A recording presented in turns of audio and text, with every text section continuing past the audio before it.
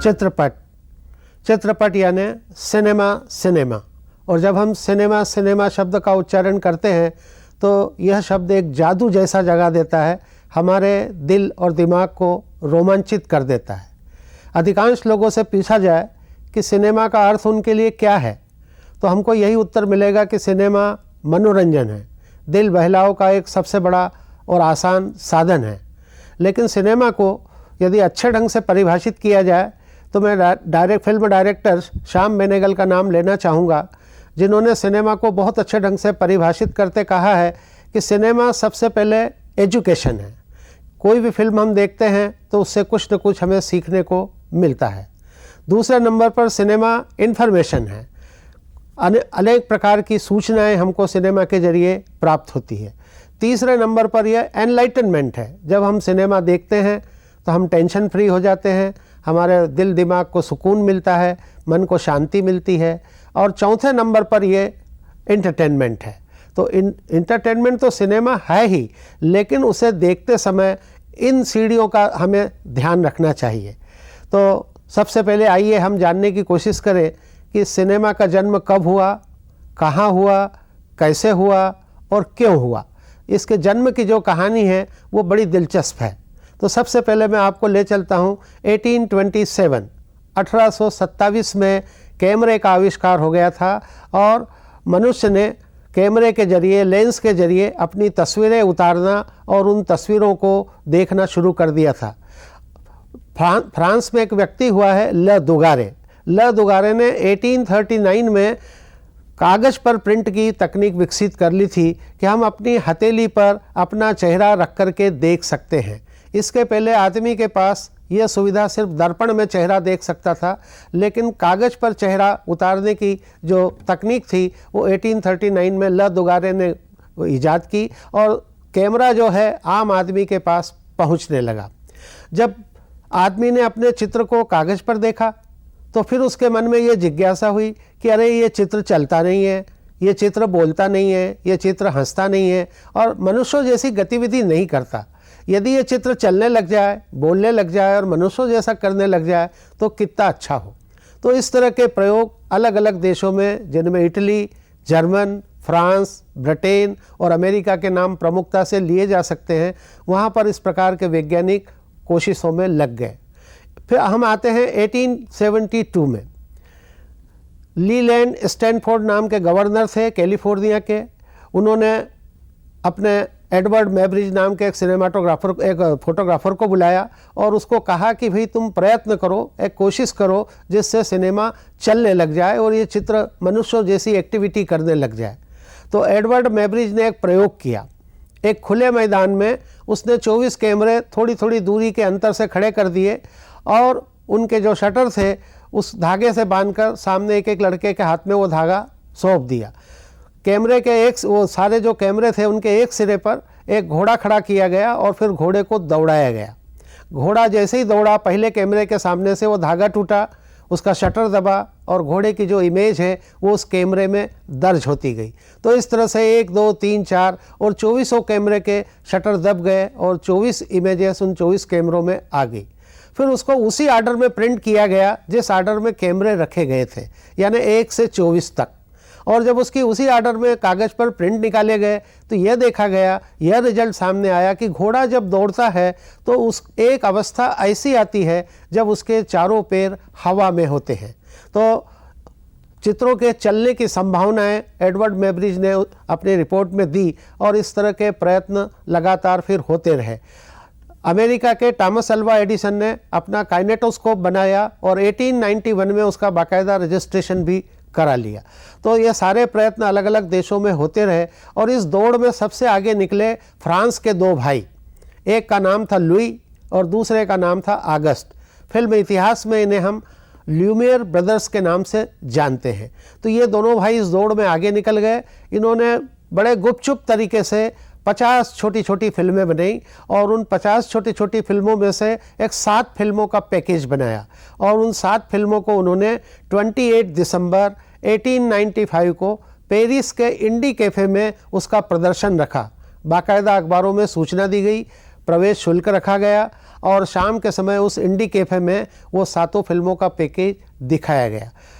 कुल मिलाकर के 30-32 दर्शक आए थे, जो दुनिया के पहले भाग्यशाली दर्शक थे, जिन्होंने चित्रों को चलते हुए अपने सामने देखा और उसको एक आश्चर्य की तरह, एक चमत्कार की तरह उन्होंने उसे स्वीकार किया। अब वो 7 फिल्में क्या थी? वो 7 फिल्में में एक फिल्म थी arrival of the train. Film जब ओपन होती है तो रेलवे प्लेटफॉर्म का सीन आता है, मुसाफिर खड़े हैं जिस तरह से आम प्लेटफॉर्म पे लोग खड़े रहते हैं, ट्रेन का इंतज़ार कर रहे हैं। थोड़ी देर में ट्रेन आती है, मुसाफिर नीचे उतरते हैं, कुछ मुसाफिर जिन्हें जाना है उसमें चढ़ते हैं, ट्रेन रवाना हो जाती है, फिल्म समाप्त। एक दूसरी फिल्म थी वाटरिंग द गार्डन, कि एक माली है, वो एक पाइप के सहारे बगीचे में पानी दे रहा है और इतने में एक शरारती बच्चा आता है, वो पाइप पर पैर रख देता है, पानी का प्रवाह रुक जाता है। माली पलट कर देखता है कि ये शरारती बच्चे ने पैर रख दिया, वो पाइप पटक कर उस बच्चे को पकड़ता है और हल्के से उसे पीटने की कोशिश करता है, फिल्म समाप्त। तो इस तरह से demolition of A wall, arrival of photographers, feeding the baby,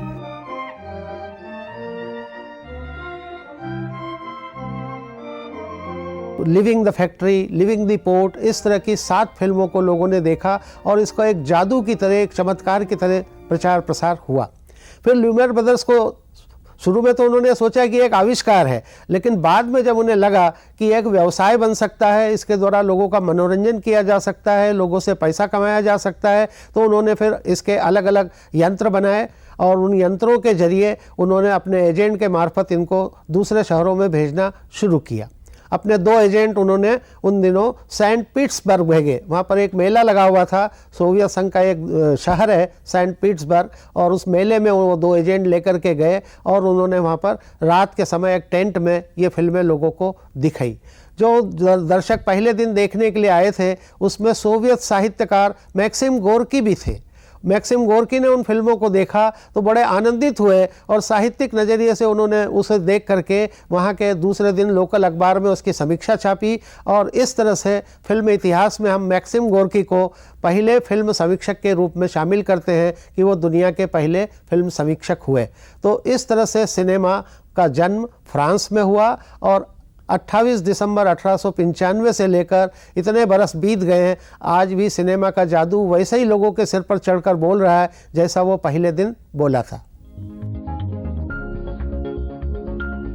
अब सवाल यह है कि सिनेमा भारत कब आया और कैसे आया? तो मेरा उत्तर है कि cinema by the way Bharat आ गया, इसे कोई यहाँ पर लाया नहीं। और बाय द वे कैसे आ गया कि वही जैसा मैंने बताया कि ल्यूमियर ब्रदर्स के एजेंट सिनेमा के अलग अलग यंत्र लेकर सारे संसार के लिए, अलग अलग देशों के लिए रवाना हुए।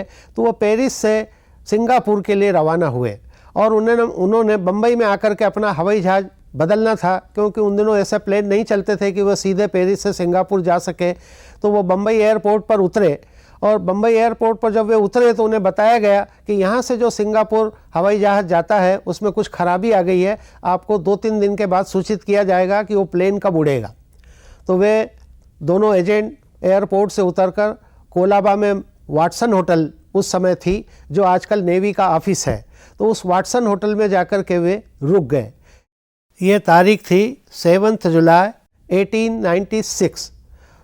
तो उन्होंने फिर अपने होटल में रुक करके ये सोचा कि जो काम हमें सिंगापुर में जाकर के करना है वही काम हम बम्बई में क्यों नहीं शुरू कर सकते। तो वे तत्काल टाइम्स ऑफ इंडिया के ऑफिस में गए और उन्होंने 10 बाय 2 सेंटीमीटर का एक विज्ञापन दिया, marvel of the century, wonder of the world, 7 films, Lumiere brothers film package, और आज शाम को ₹1 टिकट रहेगा और वाटसन होटल में उसके शो होंगे। हर आधे घंटे के बाद शो अरेंज किए गए। तो बम्बई टाइम्स ऑफ इंडिया उन दिनों बहुत लोकप्रिय अखबार था और सर्वाधिक लोगों ने उसे पढ़ा और 125 के करीब लोग बम्बई के कोने कोने से अपने अपने वाहनों में बैठ करके आए और ₹1 का उन्होंने टिकट लिया और वाटसन होटल में वही पैकेज जो इंडी कैफ़े में ल्यूमियर ब्रदर्स ने अपनी उपस्थिति में दिखाया था, वही उनके एजेंट ने वहाँ दिखाया। वो उन 125 लोग जो आए थे उनमें एक सावे दादा भी थे। सावे दादा का पूरा नाम हरिश्चंद्र सखाराम भाटवड़ेकर था। उनका बम्बई में स्टील फोटोग्राफी का स्टूडियो था, फोटोग्राफी वे जानते थे। जब उन्होंने ल्यूमियर ब्रदर्स की फिल्में देखी तो उनके मन में ये बात आई कि ऐसी फिल्में तो मैं भी बना सकता हूँ, और ये सारी विदेशी फिल्में हैं, यदि भारत में भारतीय फिल्में बनाई जाएगी, भारतीय चेहरे दिखाई देंगे, भारतीय लोकेशन दिखाई देंगे, तो लोगों को ज़्यादा अच्छा लगेगा। तो उन्होंने तत्काल ब्रिटेन से 28 गिन्नी भेज करके एक मूवी कैमरा बुलाया, और मूवी कैमरा जब उनके पास आ गया 1897 में, तो उन्होंने बम्बई में एक सर्कस चल रहा था, उस सर्कस में वे गए और उन्होंने देखा कि सर्कस में दिन के समय में जानवरों को ट्रेनिंग दी जा रही है, जो खास करके बंदरों को ट्रेनिंग दी जा रही थी कि आग के गोले से बंदर कैसे कूदेगा और रीछ के हाथ पकड़कर कैसे लोगों से पैसे मांगेगा, हाथी की पीठ पर कैसे चढ़ जाएगा। इस तरह की ट्रेनिंग के उन्होंने फोटोग्राफ लिया और एक छोटी शार्ट फिल्म बनाई जिसको उन्होंने शीर्षक दिया ट्रेनिंग ऑफ द मंकीज़। फिर हैंगिंग गार्डन में उन्होंने कुश्ती अरेंज की, 2 पहलवानों को बुलाया और कहा कि ये कैमरे के सामने आप कुश्ती लड़िए, और उसकी भी एक छोटी फिल्म बनाई और उसका शीर्षक उन्होंने दिया द रेसलर। तो ये 2 शार्ट फिल्में उन्होंने बना ली। उसी दौरान एक परांजपे नाम का लड़का जो कैम्ब्रिज यूनिवर्सिटी में पढ़ता था लंदन में, वो भारत आया, और वो पहला लड़का था जिसको गणित में गोल्ड मेडल मिला था। तो जब उसके आने की खबर छपी तो उसे रिसीव करने के लिए बंदरगाह पर सैकड़ों लोग गए, उसके रिश्तेदार गए, दोस्त गए, और तमाम लोग गए कि भारत का, बम्बई का एक लड़का गोल्ड मेडल प्राप्त जिसने किया है वो आ रहा है। तो सावे दादा भी गए और उसकी एक न्यूज़ रील उन्होंने बनाई। इन तीनों फिल्मों को उन्होंने डेवलपिंग के लिए लंदन भेजा, लंदन से वो डेवलप होकर के 1898 में आई, और विदेशी फिल्मों के साथ 1899 में उन्होंने वो फिल्में भी जारी कर दी। इसलिए सावे दादा जो हैं वो भारत के पहले फिल्म प्रोड्यूसर हैं, पहले डायरेक्टर हैं और पहले एग्जीबिटर हैं, जिन्होंने 2 शार्ट फिल्में और एक न्यूज़ रील का जन्म दिया, और भारतीय फिल्में बना करके उन्होंने विदेशी फिल्मों के साथ में उनको दिखाई। सिनेमा के बारे में ऐसा प्रचलित है कि ये शुरू में बोलता नहीं था, साइलेंट सिनेमा था, गूंगा सिनेमा था, इसके पास ज़बान नहीं थी। तो ये बात 100% सही है कि सिनेमा का जब जन्म हुआ तो वो साइलेंट था, उसके पास आवाज़ नहीं थी। हालांकि ग्रामोफोन का आविष्कार हो गया था, साउंड रिकॉर्डिंग की व्यवस्था तो हो गई थी, लेकिन साउंड को ट्रांसफ़र करने की जो टेक्निक है वो डेवलप नहीं हो पाई थी। इसलिए दुनिया का सारा सिनेमा जो ल्यूमियर ब्रदर्स ने बनाया था 1895 से लेकर 1927 तक, इतने बरसों तक सारे संसार का सिनेमा गूंगा रहा। तो ये साइलेंट सिनेमा का एक बहुत बड़ा पीरियड है, और इस पीरियड में कई लोगों ने जितनी भी फिल्में बनाई वो सारी की सारी फिल्में साइलेंट है। आज यदि हमको चार्ली चैपलिन की फिल्में या लॉरेल हार्डी की फिल्मों में म्यूज़िक सुनाई देता है या कोई साउंड सुनाई देता है तो ये सब बाद में डाले गए। तो ल्यूमियर ब्रदर का पैकेज, सावे दादा का पैकेज, और तमाम फिल्में, जैसे भारत की पहली फिल्म दादा साहब फाल्के ने राजा हरिश्चंद्र बनाई और 3 मई 1913 को उसको बम्बई में प्रदर्शन किया, वो भी साइलेंट फिल्म थी। तो सावे दादा के बाद से जो कहानी शुरू होती है भारत की, तो सन 1911 में हम आते हैं। 1911 के क्रिसमस के महीने में दादा साहब फाल्के का पूरा नाम है धुंडीराज गोविंद फाल्के। ये इनका जन्म 30 अप्रैल 1870 को नासिक के पास त्र्यंबकेश्वर में हुआ था। कट्टर ब्राह्मण परिवार में इनका जन्म हुआ, इसलिए इनको स्कूल नहीं भेजा गया, और वेद, पुराण और संस्कृत की सारी शिक्षा घर पर दी गई, क्योंकि उनके पिता पंडिताई करते थे और उन्हें लगता था कि मेरा बेटा भी बड़ा होकर पंडिताई करेगा तो इसको स्कूल जाने की कोई ज़रूरत नहीं है। तो 16 साल की उम्र तक दादा साहब फाल्के ने स्कूल के कोई सीढ़ियाँ नहीं चढ़ी थी। लेकिन उनके जो ग्रैंडफादर थे वो संस्कृत के प्रोफेसर थे और बम्बई में पढ़ाते थे। उन्होंने सोचा कि यदि ये दादा साहब फाल्के नहीं पढ़ पाएगा तो आगे जाके जीवन में कई तरह की कठिनाइयाँ आ सकती है। तो उन्होंने उसके बम्बई के जे स्कूल ऑफ आर्ट्स में दादा साहब फाल्के को भर्ती कर दिया।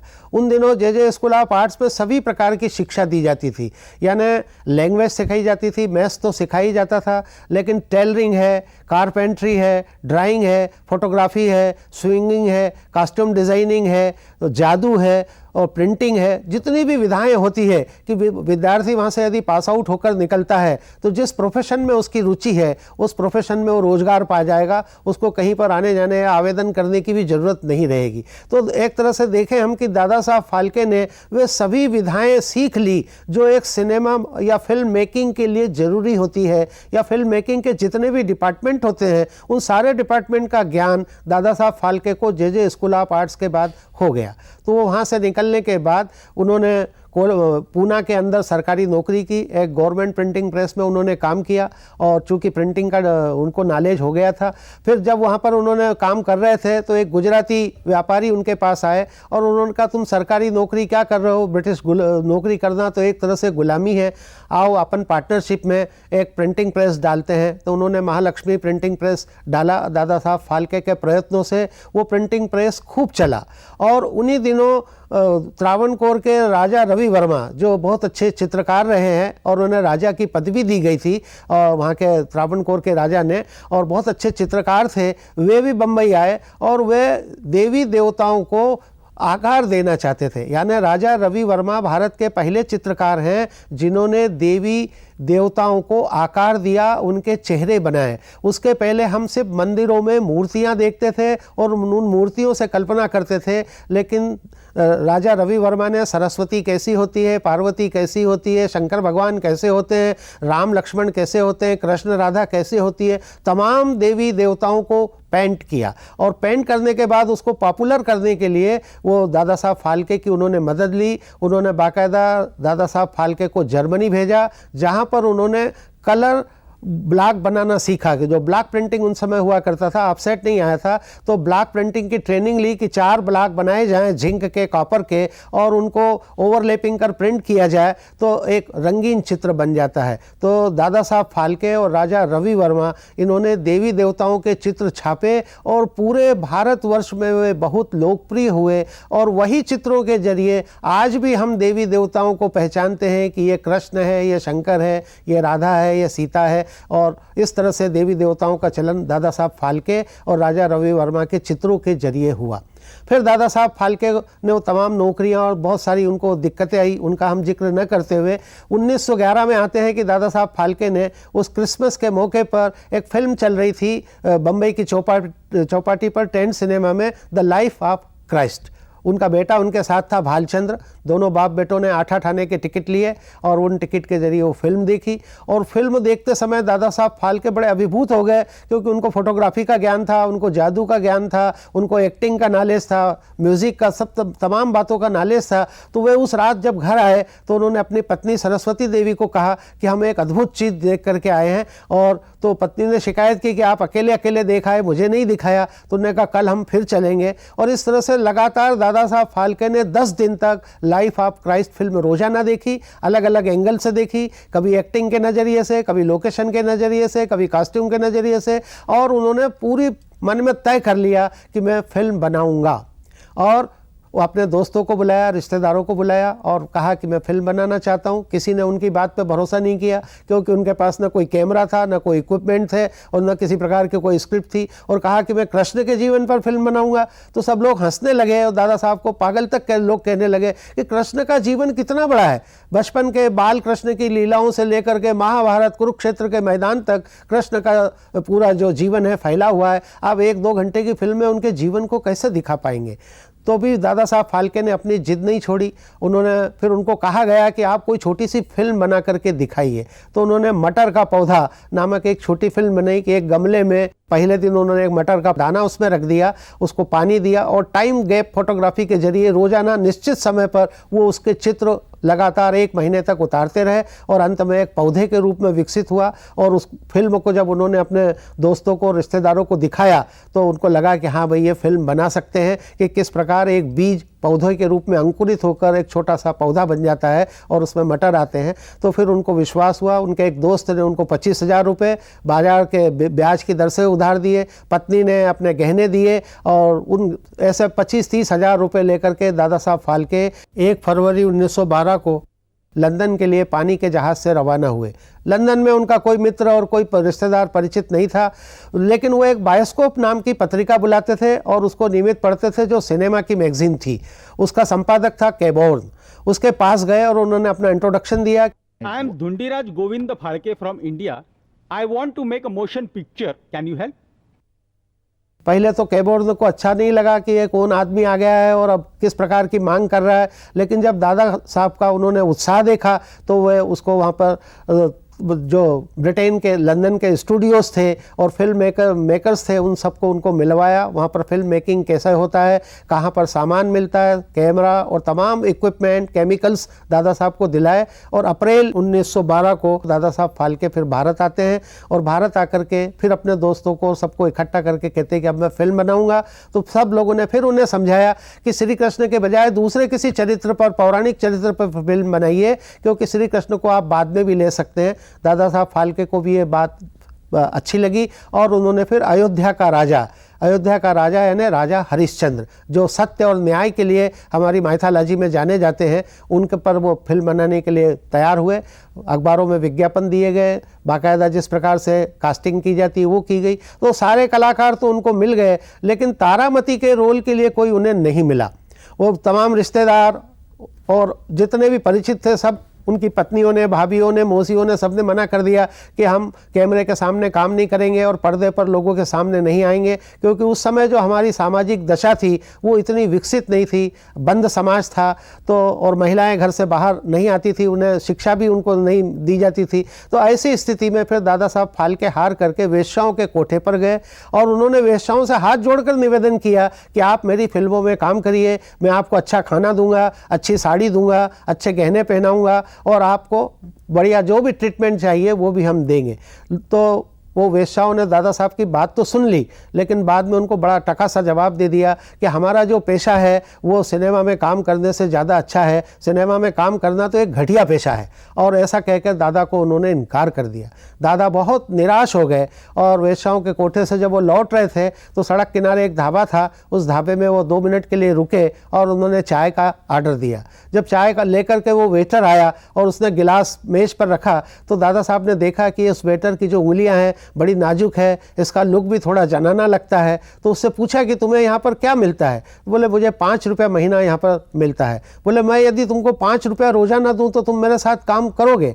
तो वेटर बड़ा उछल पड़ा कि मुझे 5 रुपया रोजाना मिलेगा, और उसने तत्काल हाँ भर दी और कहा कि मुझे क्या करना पड़ेगा? तो बोले तुम्हें एक रानी के कपड़े पहनकर राजा के साथ रहना पड़ेगा और जैसा हम बताएंगे वैसा तुमको काम करना पड़ेगा। तो इस तरह से उस व्यक्ति का नाम था अन्ना सालुंके, और अन्ना सालुंके इस तरह से भारत की पहली फीचर फिल्म राजा हरिश्चंद्र की नायिका बना, जो स्त्री न होकर के एक पुरुष था।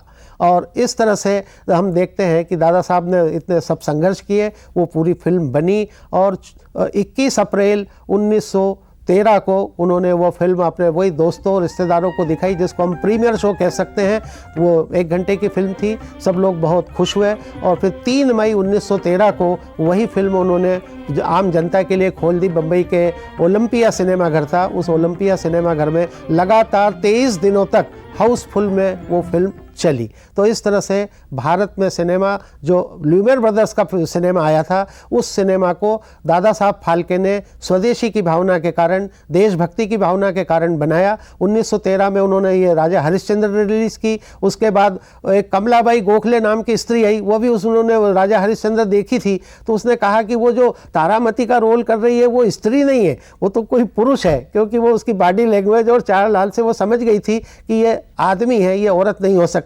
तो उन्होंने कहा कि मैं नाटकों में काम कर चुकी हूँ, मेरी बेटी है, मैं हूँ, हम दोनों नाटकों में काम करते हैं, अगली फिल्म में आप हमें ले लीजिए। तो भस्मासुर मोहिनी नाम की फिल्म 1913 में ही दादा साहब फाल्के ने दिसंबर के महीने में बनाई और उसमें कमलाबाई गोखले उनको नायिका के रूप में उन्होंने पेश किया। इस तरह कमलाबाई गोखले भारतीय सिनेमा की पहली महिला नायिका है।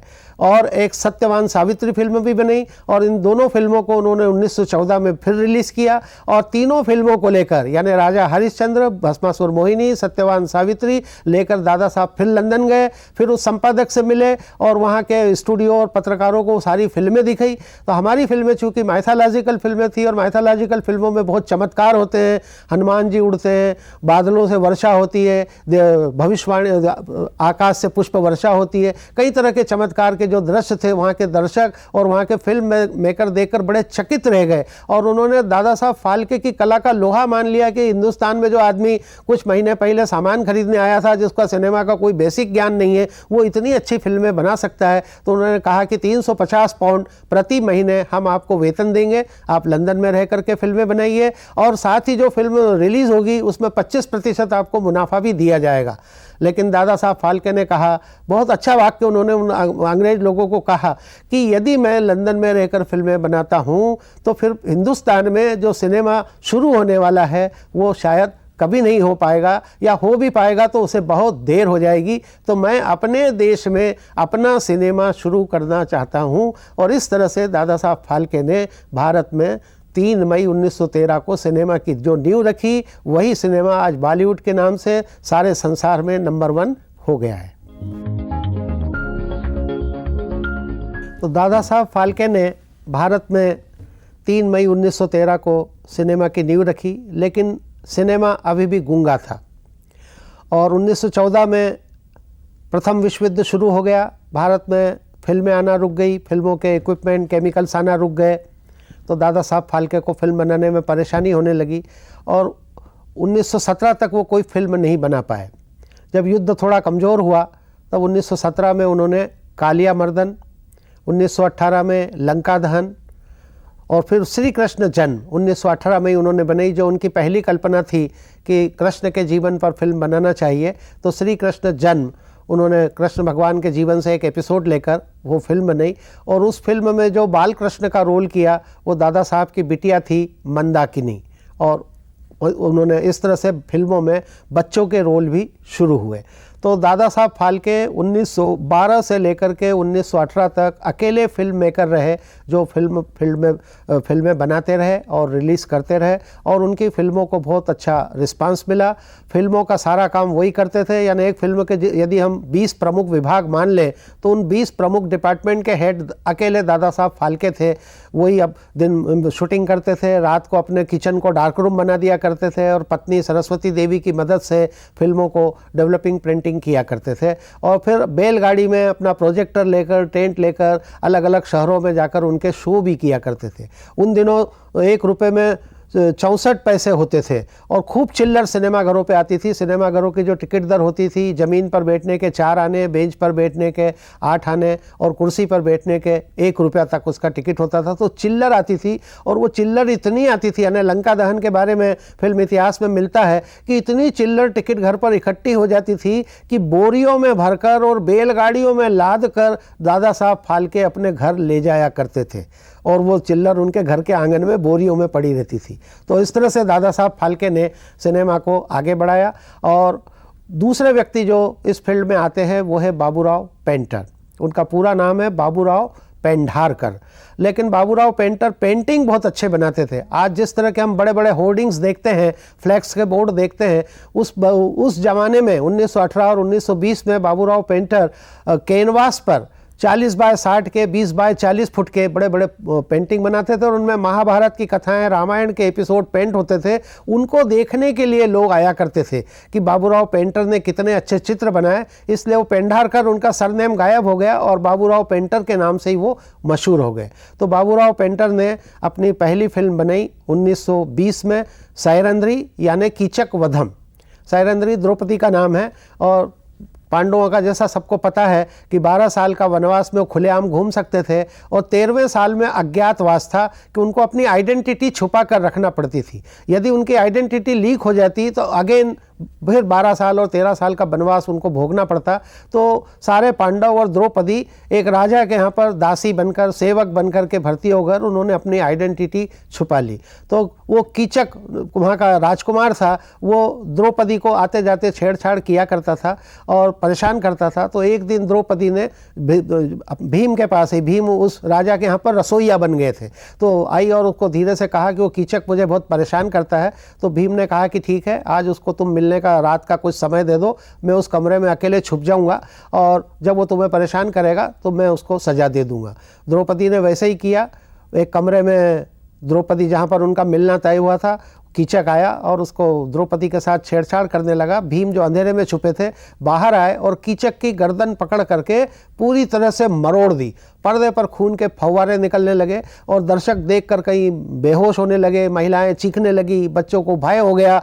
और इस फिल्म की शिकायत हुई कि ये ऐसी फिल्म है जिसको देख करके लोग डर रहे हैं, चीख रहे हैं और भयभीत हो रहे हैं।